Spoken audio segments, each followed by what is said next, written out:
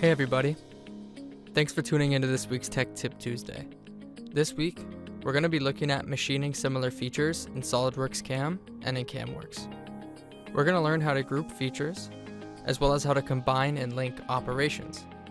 This is going to help us clean up our CAM interface, clean up our G-code, but most importantly, it's going to help us more easily attain consistency within and across all of our parts.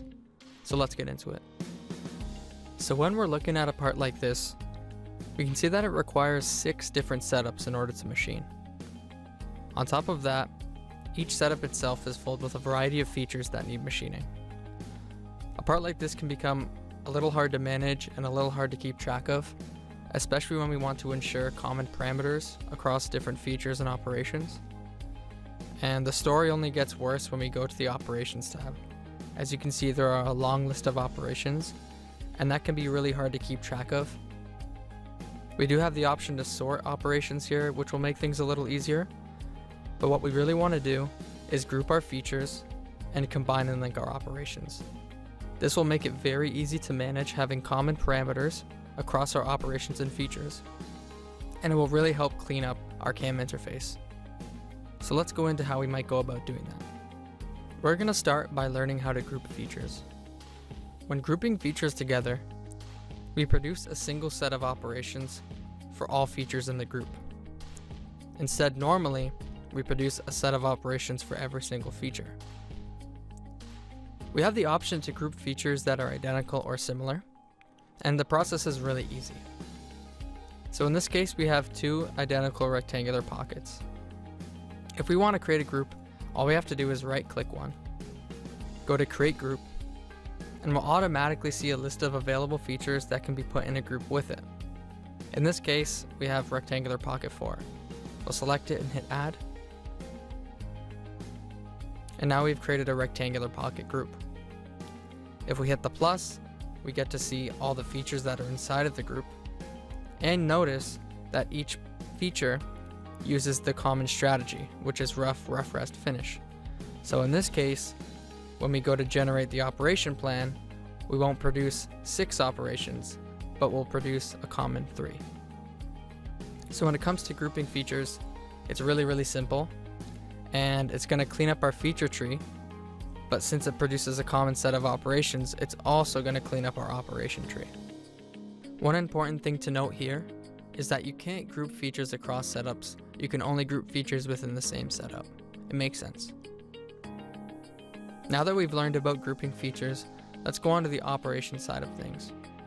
Now we're in our operation tree.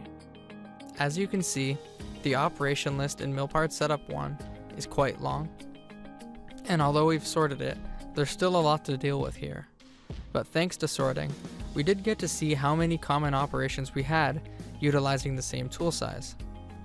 In the case where we want these operations to share common parameters, the best thing we can do here is use combine operations. That'll clean up our tree and help us utilize the same parameters with less clicks. There are 2 different methods we can use to combine operations. The first one is by right-clicking an operation and going to combine operations. From here, we can select from a feature list or an operation list the operations that we do want to combine together into one. Be sure to select this combine operations button to ensure they all get reduced down into a single operation. The other option we have is by right-clicking the setup and going to combine operations. From here, we're presented with a checklist of the different operation types. So if we select rough mill and contour mill, what it's going to do is it's going to combine all of the rough mill operations that utilize the same tool diameter into one, and it's going to do the same thing for the contour mill. And if we were to click any of these other checks, it would do the same thing. Let's hit OK. As you can see, that essentially cut our operation list in half, and the only duplicates we have of the same operation type is for different tool sizes. So that's a great start. If we hit the plus, we get to see all of the different features that are now associated to this operation.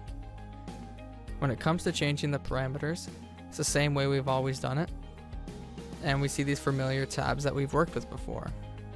Across all of these tabs, if you make changes, it's going to affect the toolpaths for all of the features that are associated to it. The one exception here is on the Feature Options tab. Here we have a drop-down where we can select the particular feature, and from there, if we make any changes on this tab, those changes will stay unique to the selected feature. So when we use Combine Operations, we do get to utilize common parameters, but we still have some degree of variability across specific features if we want to. So we've looked at how to group features and how to combine operations, but that has only helped us within the same setup. What happens when we want to utilize common parameters across setups? This is where linking operations comes into play. Linking operations, it works very similarly to combining operations, except that it doesn't combine them down into one at the end, because ultimately we still need an operation in each individual setup. What it will allow us to do is utilize those common parameters just as we would when we combine them. So for example, I'm going to look at my rough mill 1, and that uses a 3/4 inch flat end tool. I want to link it to my rough mill 15 and 16 because I want those to use the same settings. And as you can see, those exist in a different mill part setup.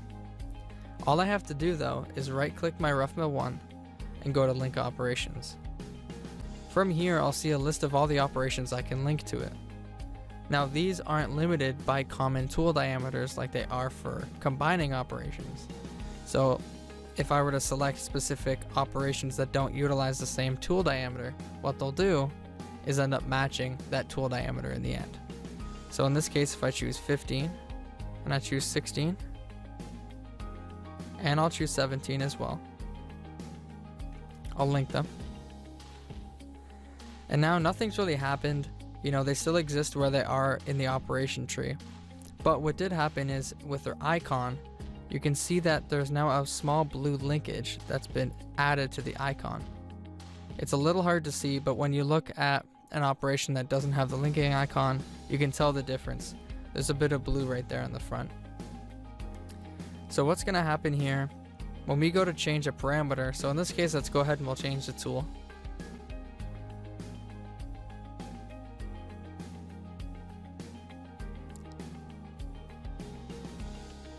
When we make that change in one setup, it's going to happen in the other setup.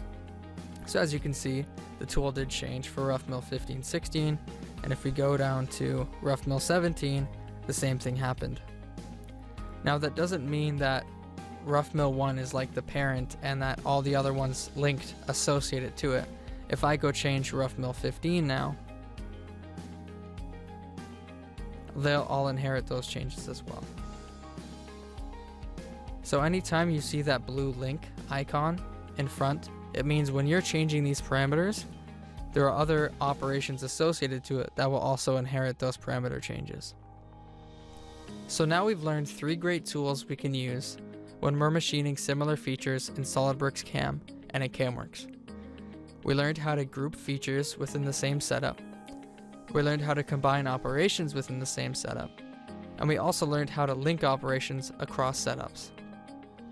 And just to recap, the benefits there are going to be cleaning up our CAM interface, cleaning up our G-code, and most importantly, helping us more easily ensure consistency within and across all of our parts.